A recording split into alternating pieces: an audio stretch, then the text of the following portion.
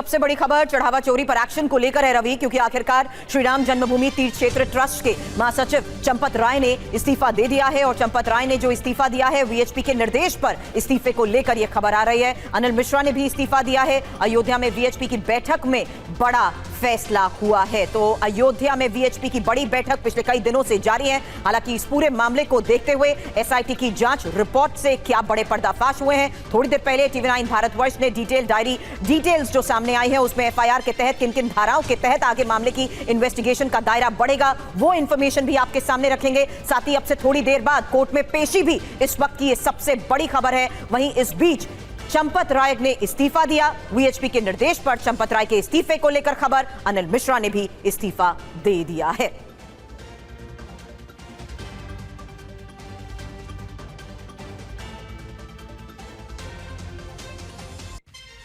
तो वीएचपी के निर्देश पर चंपत राय के इस्तीफे को लेकर यह बड़ी खबर। तो रामलला चढ़ावा चोरी के मामले में यह बड़ी खबर है। ट्रस्ट के महासचिव चंपत राय के इस्तीफे को लेकर यह खबर है। साथ ही अनिल मिश्रा, जो कि आपको बता दें ट्रस्ट के सदस्य हैं, उन्होंने भी इस्तीफा दे दिया है। अब एक बड़ा सवाल, आगे क्या होगा? देखिए, 8 अभियुक्तों से पुलिस पूछताछ कर रही है। अभियुक्तों के बयान पर आगे की पूछताछ की जाएगी। चंपत राय का नाम आया तो उनसे भी पूछताछ होगी। अनिल मिश्रा का नाम आया तो उनसे भी पूछताछ की जाएगी। थोड़ी देर में 8 आरोपियों की कोर्ट में पेशी भी है। तो इस तरीके से आप देखिए, सीधा संकेत है कि इस जांच का दायरा आगे बढ़ सकता है। तो जो सवाल उठाया जा रहा है कि क्या इसमें आगे होगा, तो 8 आरोपियों की कोर्ट में पेशी होगी और 8 अभियुक्तों से पुलिस पूछताछ कर रही है। और इसमें आगे जरूरत पड़ी तो फिर से चंपत राय, अनिल मिश्रा से भी पूछताछ की जा सकती है।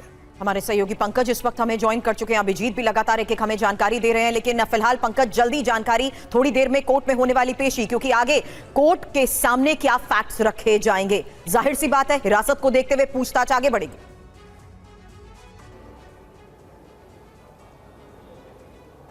बिल्कुल, कोर्ट में पेश किया जाएगा। उसके बाद अगर पुलिस को ज़रूरत के हिसाब से कस्टडी की रिमांड भी मांग सकती, क्योंकि अभी इसमें पूरे मामले की जांच भी होनी है। शुरुआती जो एसआईटी की रिपोर्ट आई थी उसी के आधार पे एफआईआर दर्ज की गई। लेकिन एसआईटी ने जो रिपोर्ट दी थी उसमें कई सारी कठोर कार्रवाइयों का जिक्र किया था कि इसको करने की ज़रूरत है। यानी एफआईआर के साथ साथ जो ट्रस्ट के जो प्रमुख लोग थे, चंपत राय, अनिल मिश्रा, इनकी भूमिका संदिग्ध थी। उनका फिलहाल इस्तीफा ले लिया गया है। जिन कर्मचारियों ने गणना में, सीसीटीवी फुटेज डिलीट करने में, इन सब में जो चढ़ावा चोरी था जिसमें आरोप था, उन पे एफआईआर दर्ज हुई है। लेकिन इसकी जांच व्यापक होगी। पुलिस अभी जो खबर है उसके अनुसार पुलिस रिमांड पे ले सकती है और फिर आमने सामने बैठा करके कुछ अगर और जिनके ऊपर शक है उनसे पूछताछ होगी कि किसके हिसाब पे ये चोरी की गई, कौन से लोग आपको लेकर के ट्रस्ट में लेके आए, नौकरी किसने दिलाई। तो बहुत सारे राज अभी खुलना बाकी है। इसमें बहुत सारी जांचें होनी है। लेकिन सबसे बड़ी कार्रवाई यही है कि एफआईआर हुई, उसके बाद ट्रस्ट के सदस्यों का इस्तीफा हुआ। अब ट्रस्ट को लेकर के जो चीजें चल रही हैं कि ट्रस्ट में अब नए सदस्यों का एक तरीके से अब 3 जगह खाली हो गई। महासचिव सहित 2 सदस्य के पद खाली है। 3 तो क्या पुनर्गठन होने के बाद सदस्यों की नियुक्ति होगी या ट्रस्ट का क्या स्वरूप दिया जाएगा, ये भी बहुत महत्वपूर्ण है। क्योंकि लंबे समय से इधर जब से घटना खास करके अयोध्या की चली तब से ही ट्रस्ट के पुनर्गठन की मांग, ट्रस्ट में फेरबदल की मांग होने लगी, सीनियर अधिकारियों की नियुक्ति की मांग होने लगी। तो बहुत सारी चीजें अभी चल रही है। फिलहाल करने के बाद ये सारे सवाल हैं और एक बड़ा सवाल तो यही है कि वीएचपी के दबाव के बाद ही ये इस्तीफे क्यों हुए। और देखिए, ये सवाल हमने वीएचपी के नेताओं से पूछा, वो जवाब भी हम आपको सुनाएंगे। चंपत राय के इस्तीफे पर वीएचपी के संयुक्त महासचिव सुरेंद्र जैन ने कहा चंपत राय से दबाव में इस्तीफा नहीं लिया गया। उन्होंने को दबाव में ये इस्तीफा नहीं दिया, ये वो कह रहे हैं। चंपत राय ने शुचिता का पालन किया, वीएचपी की तरफ से कहा गया। चंपत राय ने एसआईटी के सामने पूरी बात रखी। चंपत राय ने पूरी पारदर्शिता दिखाई। चंपत राय जी ने किस दबाव में आकर इस्तीफा दिया है ये संभव नहीं है। उन्होंने महामंत्री के रूप में जो जांच के लिए आवश्यक काम थे, एसआईटी को कागज देना, उनको बाकी चीजें जो रिकॉर्ड मांगे थे वो देना, ये काम पूरा हो गया है। और चूंकि जिस तरह का वातावरण बन रहा था तो मुझे लगता है उन्होंने शुचिता का पालन करते हुए दायित्व पूरा होते ही अपना पद छोड़ दिया। सवाल ये भी है सुरेंद्र जी कि जिस तरीके के आरोप लगाए जा रहे हैं उसके तहत अभी तक उनकी तरफ से साफ तौर पर कुछ स्पष्ट नहीं किया गया। आप ये कह रहे हैं ये इस्तीफा किसी दबाव में नहीं है बल्कि जांच में सहयोग के तहत किया गया? उन्होंने जो कहना था वो एसआईटी के सामने कहा है। जो प्रश्न पूछे थे सबका जवाब उन्होंने दिया है। एक भी प्रश्न को अवॉइड नहीं किया। जब बुलाया तभी गए। और मैं समझता हूं जो राजनेता इस तरह के आरोप लगाते हैं वो जाते हैं क्या? वो कभी कोर्ट का सहारा लेंगे, कभी किसी चीज का, कभी हॉस्पिटल में एडमिट हो जाएंगे। इन्होंने एक क्षण के लिए भी अवॉइड नहीं किया। सब कुछ पारदर्शिता से सामने रखा। किसको आपने क्रेडिट देना है कि किसने पहले उठाया था ये बाद में देखा जाएगा। लेकिन मुझे लगता है कि जैसे ही गंभीरता से आरोप लगे, क्या कोई कह सकता है कि ऐसे लोगों के आरोप के कारण से हमने नहीं, सुरेंद्र जी इसका सीधा मतलब यह है कि ये विषय चंपत राय या अनिल मिश्रा की तरफ से ही क्यों नहीं उठाया गया? सबसे पहले ये मुद्दा घूम के उनके पास कैसे आया? इतना लंबा वक्त लगा, अंत में इस्तीफा देना पड़ा। ये तो उन्हीं की जिम्मेदारी की थी कि ये विषय जब उनकी बात उनके संज्ञान में आया हो या उनके मातहत जो काम कर रहे लोग उनके संज्ञान में आया हो तो वहीं से उठना था, वहीं से ये सफाई शुरू होनी थी। ये सब विषय इस समय एसआईटी के सामने, लेकिन जैसे ही उनके नॉलेज में आए विषय, उन्होंने तुरंत एसआईटी के गठन की मांग की। ये किसी के ट्वीट करने से या ऐसे लोगों का जिनका इतिहास चोरी का और भ्रष्टाचार का रहा है उनके कहने से किया होगा, ये संभव नहीं है। वो पहले भी लगाते रहे हैं, कोई नई बात नहीं। हालांकि इस पूरे मामले में रवि जो चढ़ावा चोरी में पुलिस डायरी की जो कॉपी आई है वो भी सामने रखे, क्योंकि जिन जिन धाराओं के तहत मामले की इन्वेस्टिगेशन का दायरा बढ़ेगा, इस कॉपी के जरिए अभी तक पंकज क्या इनपुट मिल पाया है, क्या डिटेल मिल पाई है? क्योंकि यहां चोरी को देखते हुए, क्रिमिनल कॉन्स्पिरेसी को देखते हुए और साथ ही धोखाधड़ी के तहत और गबन को देखते हुए भी कुछ फैक्ट्स साफ जाहिर हो रहे हैं कि मामले की इन्वेस्टिगेशन अब आगे उसी आधार पर।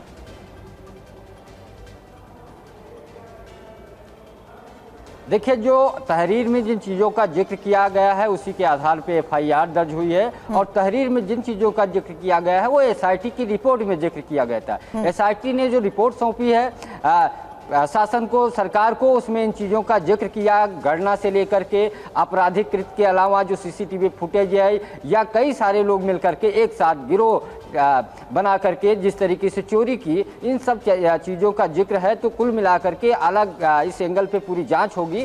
चूंकि एफआईआर हुई है, आरोपियों को पहले हिरासत में लिया, गिरफ्तार कर लिया गया है, कोर्ट में पेश किया जाएगा। पुलिस को अगर पूछताछ के लिए और ज़रूरत है तो पुलिस रिमांड पे लेगी। तो इसमें अभी व्यापक जाँच होगी, इस एंगल पे होगी। जो जो तथ्य तहरीर में दिए गए जिसके आधार पे एफआईआर दर्ज किया गया है, और इसमें कई और अभी महत्वपूर्ण किरदार, कई और महत्वपूर्ण तथ्य सामने आने बाकी है। क्योंकि अभी एफआईआर हुई है, उन आरोपियों की गिरफ्तारी हुई है जो गणना में लगे हुए थे, छोटे कर्मचारी थे, लेकिन 2 ट्रस्ट के सदस्यों का बड़ा इस्तीफा हुआ है। लेकिन इसके अलावा इसका दायरा बढ़ सकता है। बैंक से नोडल कौन इंचार्ज था खास तौर पे गणना के दौरान या गणना के लिए, इसके अलावा सुरक्षा को लेकर बिल्कुल पंकज, इसका दायरा बढ़ सकता है। एफआईआर की कॉपी में भी वो स्पेस छोड़ा है पुलिस ने, क्योंकि जांच बढ़ेगी तो हो सकता है कई नाम भी सामने आए। लौटेंगे पंकज आपके पास, बने रहिए हमारे साथ। और देखिए, चढ़ावा चोरी में पुलिस केस डायरी की कॉपी जिसका जिक्र हम कर रहे थे, टीवी9 भारतवर्ष के पास केस डायरी की कॉपी, वादी को एफआईआर कॉपी देने की जानकारी दी गई। तो एफआईआर की कॉपी, ये देखिए तस्वीर उसी की, और इसमें सीधे तौर पर किन धाराओं में और किन के खिलाफ मामला दर्ज हुआ है उसकी जानकारी दी गई है। और कई धाराएं लगाई गई हैं इस पूरे मामले में, वो भी विस्तार से क्रमबद्ध तरीके से बताया गया है इस कॉपी में जिसकी तस्वीर आप देख रहे हैं। साथ ही अभियुक्तों के नाम मेंशन किए गए हैं, वो 8 नाम भी इसमें स्पष्ट तौर पर लिखे गए हैं। इसके अलावा अज्ञात के नाम भी इसमें हैं, जिसमें इस जांच के बाद हो सकता है कि कुछ और ऐड हो जाए। एक और इंफॉर्मेशन अब आपके सामने रखते हैं। अब एफआईआर में दर्ज 8 नाम डिकोड करते हैं। 8 किरदारों की इस पूरे मामले में भूमिका क्या रही, यही इंफॉर्मेशन वॉल पर एक एक डिटेल आपके सामने, क्योंकि सुभाष श्रीवास्तव चढ़ावा गणना की टीम के ये सदस्य हैं। हालांकि चढ़ावा चोरी के मामले में इनकी भूमिका के तहत आगे जाहिर सी बात है। इस बीच आपको ये बता दें कि जिस तरीके से रामशंकर यादव उर्फ टिन्नू का ये नाम है, रामशंकर यादव उर्फ टिन्नू का नाम है, और टिन्नू के पास दान पात्रों की चाबियां मिली हैं। ये इंफॉर्मेशन वॉल पर फिलहाल जो नाम और डिटेल सामने आ रही है, मुझे लगता है उसे रेक्टिफाई करने की जरूरत है। और ये इस बीच आपको ये भी बता दें कि टिन्नू के पास दान पात्रों की चाबियां मिली हैं। चंपत राय का पहले वो ड्राइवर रहा है, मंदिर के कामों में सीधा दखल भी रहा है। हालांकि ये एक और बड़ी बात जिस तरीके से अभी तक इस मामले में सामने आ रही है, एसआईटी ने इन तमाम भूमिकाओं के देखते हुए ही ये पूरी इन्वेस्टिगेशन करी है। टिन्नू के नाम के बाद देखिए दूसरा नाम है अनुकल्प मिश्र का नाम है, और कौशलपुरी में घर चढ़ावा गणना टीम के सदस्य के तौर पे आइडेंटिफाई किया गया। गबन प्रकरण का मास्टरमाइंड इसे बताया गया है। सबसे पहले शिकंजा अनुकल्प मिश्रा पर ही कसा गया। इसी फहरिस्त में तीसरा नाम जो आता है वो है लवकुश का। हालांकि रमाशंकर मिश्र का भी इसमें नाम है, चढ़ावा गणना की टीम के ये सदस्य रह चुके हैं। और साथ ही ये भी देखिए कि किस तरीके से रमाशंकर से कुछ नकदी भी बरामद हुई है, और रमाशंकर से बरामद हुई नकदी के बाद भी इस इन्वेस्टिगेशन में रवि यही देखना होगा कि आखिर आगे रिकवरी कैसे होती है, यानी जो सब कुछ गायब हुआ है उसकी आगे रिकवरी भी हो पाएगी या नहीं। एक नाम है मनीष यादव का, टिन्नू यादव का भतीजा बताया जा रहा है मनीष यादव। सीधा कनेक्शन, एक रिलेशन भी दिखाई देता है। टिन्नू ने 5 महीने पहले इसे ही रखवाया था। मतलब आप देखिए कि लोगों को काम पर रखने को लेकर जो सवाल है उसमें यह कनेक्शन दिखाई दे रहा है। मनीष से कुछ नकदी बरामद हुई है, मनीष के यहां से भी कुछ कैश बरामद किया गया है। एफआईआर में भी मनीष यादव का नाम है और टिन्नू यादव का ये वही फैक्ट है रवि, जिससे ये साफ हो जाता है कि जो नियुक्तियां हुई थी वो भी क्या देखते हुई थी, उसमें ही इसकी भूमिका को देखते हुए। और जो बात थोड़ी देर पहले हमने की रामशंकर यादव उर्फ टिन्नू और मंदिर के काम में इनका जो सीधा दखल रहा है, हमने कई दानदाताओं से भी बात की और उन्होंने भी बताया कि वो सीधा इनसे संपर्क करते थे ये जानने के लिए कि आखिर जो दान दिया गया है उसकी हमें कोई रसीद क्यों नहीं मिली। यानी आम भक्त जो मंदिर में आते थे वो इस नाम से वाकिफ हैं और वो ये जानते हैं कि इनकी क्या बड़ी भूमिका। चंपत राय के काफी करीबी, चंपत राय का पूर्व ड्राइवर। अगला नाम है करुणेश पांडे, अनुकल्प मिश्रा का बेहद करीबी बताया जाता है। अनुकल्प मिश्रा हमने बताया आपको मास्टरमाइंड इस पूरे मामले में बताया गया, तो उसका बेहद करीबी करुणेश पांडे, जिसका नाम है एफआईआर में, और अब इस पूरे मामले में कार्रवाई आगे बढ़ रही। तो ये वो नाम है जिनकी इस वक्त तो चर्चा है, लेकिन चर्चा इस बात की भी है कि ये नामों का सिलसिला यहां शायद रुकेगा नहीं, जांच आगे बढ़ेगी तो इसमें और नाम ऐड होंगे। एसआईटी की रिपोर्ट में यही बात है, 25 से 30 लोग हैं जिनकी भूमिका को लेकर आगे अभी जांच होनी चाहिए। और यही वजह है कि राम मंदिर चढ़ावा चोरी को लेकर लगातार जो अपडेट सामने आ रहे हैं उसमें बड़ी खबर चंपत राय और अनिल मिश्रा के इस्तीफे के साथ साथ आपको बता दें राम जन्मभूमि थाने में 8 लोगों के खिलाफ मुकदमा, बड़ी खबर है। और साथ ही अनुकल्प, लवकुश, टिन्नू, अविनाश, मनीष समेत 8 नाम, जहां एफआईआर में दर्ज 8 अभियुक्तों में 6 मंदिर में कैशियर है, नकद चढ़ावे, कीमती सामानों में अनियमितताओं के आरोप हैं। सभी अभियुक्तों पर बीएनएस की कई धाराओं में केस दर्ज, और किन किन धाराओं में केस दर्ज हुए हैं ये इंफॉर्मेशन भी आपके सामने, क्योंकि बीएनएस की धारा 306 संपत्ति की चोरी, इस पे 7 साल की सजा होती है, जबकि बीएनएस की धारा 306(5) की बात करें तो ये आपराधिक और विश्वासघात आजीवन या 10 साल तक की इसमें सजा हो सकती है। अभिजीत ठाकुर हमारे संवाददाता हमारे साथ जुड़ चुके हैं। अभिजीत से सीधे बात करते हैं। अभिजीत, अब एक जो अहम सवाल है जो इसमें वीएचपी की तरफ से सफाई भी आ रही है और ये कहा जा रहा है कि चंपत राय तो सहयोग कर रहे थे इसीलिए इस्तीफा देने में देरी हुई। क्या चंपत राय को शुरू से ही क्लीन चिट देने की कोशिश हो रही है? नृपेंद्र मिश्रा से TV9 ने यह सवाल पूछा था, उन्होंने कहा भ्रष्टाचार का कोई आरोप लग नहीं सकता, बहुत बेदाग। वीएचपी से जब भी यह सवाल पूछा जाता है तो वो कहते हैं वो तो सहयोग कर रहा है, वो तो जांच के लिए तैयार है, दोषी पाए जाएंगे तो वो सजा के लिए भी तैयार है, लेकिन अभी से कुछ कह देना सही नहीं है। क्या अभी से ही, शुरू से ही चंपत राय को कुछ कवर देने की कोशिश हो रही है इस मामले में? देखिए, ये तो प्रत्यक्ष रूप से दिख रहा है कि उनको कवर देने की कोशिश लगातार हो रही थी। विश्व हिंदू परिषद ये तो कह सकता है कि उनकी छवि बेदाग है, वो बेईमान नहीं हो सकते या फिर उनकी तरफ से चोरी नहीं हो सकती, लेकिन क्या महासचिव होने के नाते, इतने बड़े ट्रस्ट के महासचिव होने के नाते, जहां पर करोड़ों लोगों की आस्था जुड़ी हुई है, लाखों लोग दर्शन करने के लिए हर महीने आते हैं, उनकी जिम्मेदारी नहीं बनती है? और क्या केवल भ्रष्टाचारी होना ही गलत होना है या फिर जिम्मेदारी को ठीक तरीके से ना निभा पाना भी एक गलती ही है और उसको गलती के रूप में देखा जाएगा। उनकी जिम्मेदारी तय की जाएगी और सवाल उनसे भी पूछे जाएंगे क्योंकि वो जिम्मेदार पद पे बैठे हैं। और इस सवाल को नकारा गया। विश्व हिंदू परिषद की तरफ से इमेज बिल्डिंग की एक्सरसाइज पैरेलल शुरू कर दी गई इस पूरे प्रकरण के बीच में और उसके बाद वो लगातार ये कहते रहे कि नहीं, चंपत जी का कोई दोष नहीं है। ठीक है, चंपत जी का दोष नहीं है, लेकिन चंपत जी की जिम्मेदारी तो बनती थी। क्या उन्होंने चीजों को देख के नहीं, लेकिन ये सवाल इसलिए भी था अभिजीत क्योंकि शुरुआत में चंपत राय ने अपने स्तर पर इसकी जांच करके इसको निपटाने की कोशिश की, बाद में मामला बढ़ा तो वो सामने आए। उनके रहते एविडेंस टेम्पर नहीं हुए होंगे, उन्होंने एसआईटी को जो एविडेंस दिए होंगे वो टेम्पर्ड नहीं हुए होंगे, इस बात की क्या गारंटी है? क्योंकि वो पद पर तो थे तब तक जब तक कि एसआईटी की रिपोर्ट नहीं आई, एफआईआर दर्ज नहीं हुआ।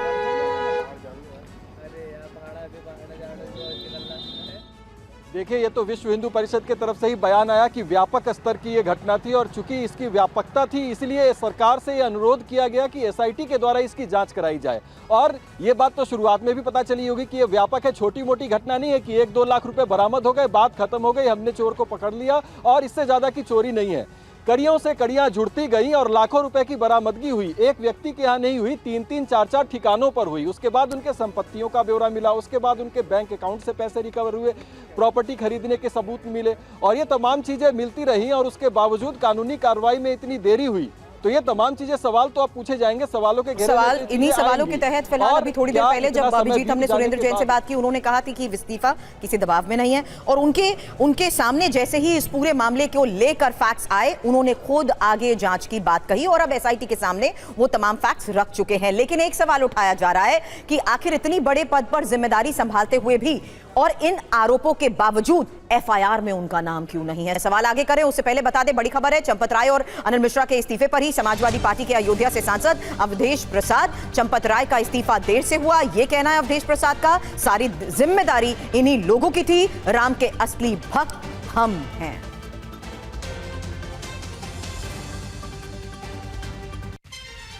जो अभी तक कहा गया है और जो रिपोर्ट भी सामने रखी गई एसआईटी की तरफ से, उसमें जब चंपत राय और अनिल मिश्रा का जिक्र किया गया उसमें सिर्फ यह कहा गया कि संचालन जो करना चाहिए था वो सही तरीके से नहीं किया गया। तो आपको लग रहा है कि इससे बड़ा रोल चंपत राय और अनिल मिश्रा का हो सकता है इस पूरे मामले में? नो डाउट जी। थोड़ी देर पहले योगी आदित्यनाथ ने भी बड़ी बात कही, कहा कि देखिए एसआईटी की रिपोर्ट आते ही कार्रवाई तो शुरू हो गई। वो कह रहे हैं कार्रवाई हो रही है, आगे की इन्वेस्टिगेशन को देखते हुए दूध का दूध पानी का पानी तो हो ही जाएगा। दूध का दूध पानी का पानी क्या, यहाँ तो होना चाहिए सोना और चांदी का अलग अलग। जी अवधेश जी, एक सवाल मेरा, वीएचपी के नेताओं और बीजेपी, खुद मुख्यमंत्री थोड़ी देर पहले बोल रहे थे, वो कह रहे थे कि आप लोग कौन है ये सवाल उठाने वाले? जब राम मंदिर या राम में आपकी आस्था ही नहीं रही, आप लोग विरोध में खड़े रहे, तो आपका सवाल उठाना ना उठाना कोई मायने नहीं रखता। ऐसा है, राम की कृपा से हम सांसद बने हैं और राम के तो ये व्यापारी हैं, राम के नाम पे कारोबारी हैं। लेकिन उन्होंने कहा कि आप राम विरोधी हैं। जमीन बेचते हैं। उन्होंने कहा आप लोग राम विरोधी हैं। राम तो इसे नाराज हैं। राम के असली भक्त हम ही लोग हैं, हमारे नेता अखिलेश जी हैं। राम तो हमारे रोम रोम में है। किस कदर मिलीभगत हो सकती है, क्या रोल हो सकता है, अगर आप इसको बता सकें कुछ? ये पूरी तरह से कस्टोडियन थे।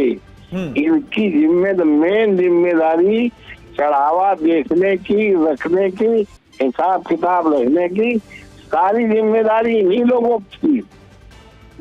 जी जी, यानी कि सब कुछ इन्हीं की जानकारी में हुआ, आपका बोलना यह है अवधेश? No doubt. लेकिन यहां सीएम ने यह भी कहा कि जो खुद राम को नकार चुके हैं वो क्यों अब राम के नाम को देखते हुए आस्था के साथ खिलवाड़ करने की कोशिश कर रहे हैं? राम तो इनको नकार चुके हैं। इन्होंने कहा था हम राम को लाए हैं, राम हमें लाएंगे। राम तो अवधेश प्रसाद को लाए और राम इतना नाराज हैं कि अयोध्या से सरकार बनी थी और प्रभु श्री राम की कृपा से अयोध्या से इनकी सरकार 27 में जाएगी। अयोध्या से सांसद अवधेश प्रसाद, जो इन्होंने साफ तौर पर कहा कि चंपत राय कस्टोडियन के तौर पर उन्होंने ये शब्द इस्तेमाल किया रवि, कि पूरी जिम्मेदारी बनती है और इसी जिम्मेदारी को देखते हुए अभी तक उनका एफआईआर में नाम क्यों नहीं है, इसको लेकर भी सवाल उठाया। अब जल्द एक इंफॉर्मेशन आपके सामने रखते हैं, ये राम मंदिर के दान पात्र से बैंक तक चढ़ावा पहुंचता कैसे है, ये पूरा प्रोसेस अब हम आपको एआई वीडियोस की मदद से समझाने जा रहे हैं, क्योंकि इन वीडियोस के जरिए आपको चरणबद्ध तरीके से यह समझ आएगा। पहले चरण की जहां तक बात आती है रवि, तो ये देखिए, रामलला के दर्शन के लिए श्रद्धालु चार अलग अलग कतारों से गर्भगृह तक पहुंचते हैं और हर दिन लगभग 1 से 1.5 लाख श्रद्धालु मंदिर में दर्शन करने आते हैं। इसलिए श्रद्धालुओं का आना जाना पूरी तरह से नियंत्रित रहता है रवि। बिल्कुल एक रेगुलेटेड तरीके से ये सब कुछ चलता है। दूसरे चरण की बात करते हैं। देखिए दूसरा चरण क्या है, तो दूसरे चरण में दर्शन के बाद हर कतार के निकास बिंदु पर दान पात्र रखे गए हैं। ये देखिए दान पात्र की बात हो रही है, दान पात्र रखे गए हैं, जितने एग्जिट पॉइंट है वहां पर दान पात्र हैं। और जहां श्रद्धालु नकद राशि, सिक्के, सोना, चांदी और आभूषण अर्पित करते हैं, पूरे मंदिर परिसर में करीब 40 दान पात्र स्थापित हैं ऐसे, जहां पर भक्त दान करते हैं। हालांकि तीसरे चरण की बात करें तो आमतौर पर मंदिर को प्रतिदिन लगभग 8 से 13 लाख रुपए का चढ़ावा मिलता है। वहीं त्योहार हो या कोई खास आयोजन या भीड़ भाड़ वाले दिनों में ये राशि बढ़कर पहुंच जाती है 50 से 60 लाख तक। देखिए अगली तस्वीर है, चौथा चरण क्या है, दान पात्र सिर्फ भर जाने पर खोले जाते हैं, मतलब एक बार वो भर गए तभी उनको ओपन किया जाता है। और इस प्रक्रिया के दौरान कम से कम 4 अधिकृत व्यक्तियों की मौजूदगी अनिवार्य होती है और इसमें शामिल होते हैं मंदिर ट्रस्ट के प्रतिनिधि, भारतीय स्टेट बैंक के प्रतिनिधि, गणना प्रक्रिया से जुड़े सहयोगी कर्मचारी। ये देखिए रवि, यही एआई वीडियो के जरिए हम बता रहे हैं जिस बात का आपने जिक्र किया, दान पात्र और जो 4 सदस्य उनकी मौजूदगी में ये दान पात्र खोले जाते हैं। लेकिन अब 5वां चरण देखिए, क्योंकि दान पात्रों से निकाली गई इसी राशि को लोहे के जो बिल्कुल सुरक्षित कंटेनर्स होते हैं उसमें डाल दिया जाता है, उन्हें रखा जाता है। ये कुछ इसी तरीके से होता है जो एआई वीडियोस के जरिए हम दिखा रहे हैं। इस वक्त एआई वीडियो में ये पूरा प्रोसेस जो 5वें चरण में आता है, जितने दान पात्र भर जाते हैं उन्हें इसी तरीके से रखा जाता है। अब छठे चरण को आपको दिखाते हैं। और ये जब कंटेनर में भर दिया गया, इसके बाद इन्हें विशेष ट्रॉलियों के माध्यम से लगभग 200 मीटर दूर मौजूद यात्री सुविधा केंद्र में ले जाया जाता है। यहां से 200 मीटर दूरी पर होता है। और कुछ ही इसी तरीके का वीडियो हम आपको, एआई जनरेटेड वीडियो है, लेकिन वो प्रक्रिया समझाने के लिए हम आपको ये तस्वीर दिखा रहे हैं। हालांकि इसमें अब 7वें चरण की बात करें तो ये पूरी प्रक्रिया जो हो रही है, तो ये जाहिर सी बात है सीसीटीवी की निगरानी में होती है। ये जो गणना कक्ष की जो तस्वीर सामने आ रही है, और यहां देखिए हर तरफ सीसीटीवी कैमरास लगे होते हैं। और ये वो 7वां चरण है जहां मंदिर के सभी 40 दान पात्रों से एकत्र चढ़ावा सुरक्षित तरीके से केंद्र की बेसमेंट में मौजूद केंद्रीय गणना कक्ष में पहुंचाया जाता है। अब 8वां चरण क्या है, चढ़ावे की गिनती हर रोज 2 शिफ्टों में होती है। अब देखिए काउंटिंग के लिए पूरी व्यवस्था है। अब देखिए 2 शिफ्टों में यह गिनती की जाती है। एक शिफ्ट सुबह 8 बजे से दोपहर 2 बजे तक और दूसरी शिफ्ट दोपहर 2 बजे से रात 8 बजे तक। हर शिफ्ट में लगभग 20 गणना कर्मी होते हैं जो इस राशि को गिनते हैं, इसे काउंट करते हैं। हालांकि 9वें चरण की अब बात करें तो यहां गौर से देखिए, क्योंकि कुछ इस तरीके से 9वां चरण होता है जहां पर आप देख रहे हैं कि कैसे दान में मिले चढ़ावे को अलग अलग श्रेणियों में रखा जाता है। यानी ये साफ नजर आ रहा है रवि कि कैसे नोट्स को अलग रख दिया जाता है और जो आभूषण मिलते हैं या सोने चांदी के सिक्के होते हैं उन्हें अलग रख दिया जाता है। करेंसी नोट, सिक्के, सोने चांदी को हर इसी तरीके से अलग अलग गणना कक्ष में रखा जाता है। और अब अगला चरण, आगे का चरण क्या है, स्टेज 10वां चरण। हर चढ़ावे की गिनती काउंटर पर तैनात गणना कर्मी की तरफ से होती है और गिनती पूरी होने के बाद नकदी को बैंक के विशेष कंटेनर्स में सील बंद किया जाता है। जैसे कि आप तस्वीर देख रहे हैं, ये जो कंटेनर होता है ये बैंक का होता है जिसमें इसे सील कर दिया जाता है भरने के बाद। और 11वां चरण, इसके बाद चढ़ावे की राशि हर रोज भारतीय स्टेट बैंक की शाखा में भेजी जाती है। सील कंटेनर्स जिन्हें इसी तरीके से बैंक की तरफ से दोबारा सत्यापन के बाद आपको बता दें धनराशि ट्रस्ट के खाते में जमा कर दी जाती है। तो ये बहुत सरल तरीके से एआई वीडियोस के जरिए रवि हमने अपने दर्शकों को बताया कि आखिर ये पूरा 11 चरण कैसे होते हैं, कि किस तरीके से दानदाता या भक्त जो दर्शन करने के लिए आते हैं वो चढ़ावा चढ़ाते हैं। इस पूरे प्रोसेस के जरिए ये हो गया कि सीसीटीवी कैमरास की निगरानी में किस तरीके से बैंक तक इन्हें सुरक्षित पहुंचाया जाता है। और देखिए बड़ी खबर है, चढ़ावा चोरी केस में अभियुक्तों की पेशी हुई है। बड़ी जानकारी आपको दे दें, जैसा कि हम थोड़ी देर पहले बता भी रहे थे कि पेशी होने वाली है, तो खबर आ गई है, पेशी हो गई है अभियुक्तों की इस पूरे मामले में। और इसी पेशी को देखते हुए अब देखना यही होगा कि आखिर आगे किस तरीके से इनकी रिमांड की डिमांड होती है रवि, क्योंकि अब इनकी क्या भूमिका रही, इनकी जिम्मेदारी को देखते हुए जो भूमिका अभी तक, क्योंकि ये जो पूरा 11 चरण का प्रोसेस हम दिखा रहे थे उसमें गणना के वक्त ये मौजूद होते थे और गणना के वक्त ही कैसे पैसा गबन हुआ, कैसे चोरी हुई और इसी को लेकर टिन्नू यादव की तस्वीर दिखाई दे रही है पेशी में। विपिन चौबे हमारे साथ इस वक्त जुड़ चुके हैं हमारे सहयोगी। विपिन, पेशी हो गई अभियुक्तों की, और क्या जानकारी मिल रही है? देखिए, ये वेकेशन कोर्ट, क्योंकि आज मुहर्रम का दिन है और मुहर्रम की वजह से गेस्टेड हॉलीडे है और हॉलीडे की वजह से सारे कलेक्ट्रेट एंड कोर्ट वगैरह सब कुछ बंद है। तो जो स्पेशल जज ऑन ड्यूटी रहता है, आज वेकेशन कोर्ट इसको कहते हैं, उनके सामने इनको पेश किया जा रहा है। ये तमाम 8 अभियुक्त जिनके नाम इस वक्त एफआईआर में दर्ज है, उन सभी को पेश किया गया है। थोड़ी देर पहले हम लोग एसएसपी ऑफिस में मौजूद थे और उनसे और ब्यौरा लेने की कोशिश कर रहे थे, लेकिन और अचानक एक फोन आता है और उसके बाद वो निकलते हैं और उनके साथ हम लोग कोर्ट ही पहुंच रहे हैं, ऑन वे हैं हम लोग। और ये इन्फॉर्मेशन आ रही है कि कोर्ट लेकर उन्हें पुलिस पहुंच गई है, जज के सामने पेश किया जाएगा। पेश करने के बाद इन सभी की रिमांड ली जाएगी। रिमांड लेने के बाद ना सिर्फ इन 5-7 सालों में कब से ये काम कर रहे हैं, इनकी तनख्वाह कितनी थी, किस तरह की कार्यशैली थी, सीसीटीवी फुटेज क्या कहता है, और इसके अलावा इन 5-7 सालों में इनका और इनके परिवार ने किस तरह से कितनी धन और संपत्ति अर्जित की है, इन तमाम चीजों की जांच करनी होगी। तो उसके लिए पुलिस इनकी रिमांड मांगेगी, 8 की रिमांड मांगती है। और लेकिन इस रिमांड मांगने के बाद पुलिस को कितने दिन की रिमांड मिलती है, ये देखना दिलचस्प होगा। फिलहाल हम लोग इस वक्त कार्यालय एवं न्यायालय आयुक्त अयोध्या मंडल आ चुके हैं और यहीं पर उनकी पेशी हो रही है। बिल्कुल, और शुक्रिया पूरी जानकारी के लिए। फिलहाल आपका लगातार आगे भी इस बारे में आपसे जानकारी लेते रहेंगे। तो चढ़ावा चोरी मामले को देखते हुए कोर्ट में हो रही पेशी इस वक्त की सबसे बड़ी खबर है।